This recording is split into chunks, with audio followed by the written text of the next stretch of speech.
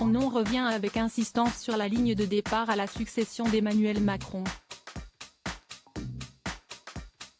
Laurent Wauquiez fait figure de favori pour être le candidat des Républicains à l'élection présidentielle de 2027.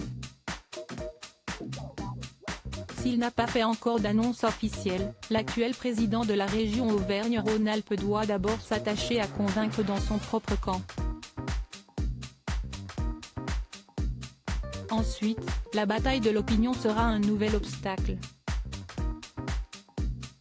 D'autant plus que les récents sondages réalisés à 4 ans de l'échéance électorale le donnent très loin de l'Élysée. Dans celui d'Hypoque Fiducial pour Le Figaro Magazine et Sud Radio publié le 6 avril dernier, Laurent Wauquiez est crédité de 5% des intentions de vote, en cas de présence d'Édouard Philippe pour représenter la majorité présidentielle. Dans tous les cas de figure, il se trouve largement distancé de la tête, où se trouve Marine Le Pen. Ça me fait plutôt sourire, a-t-il réagi dans les colonnes de Challenge, ce jeudi 27 avril.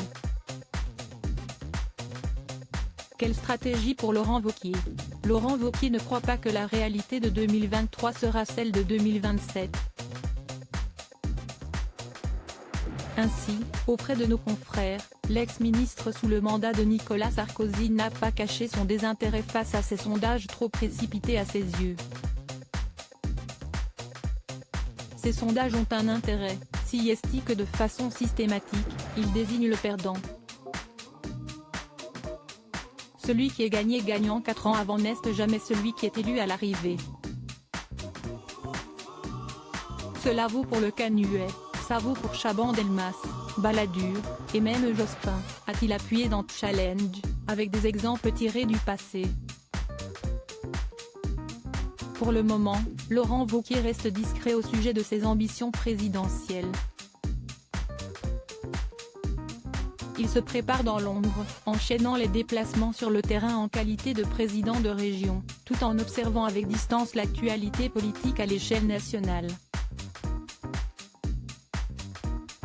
Certains lui ont notamment reproché son absence de prise de position autour de la réforme des retraites.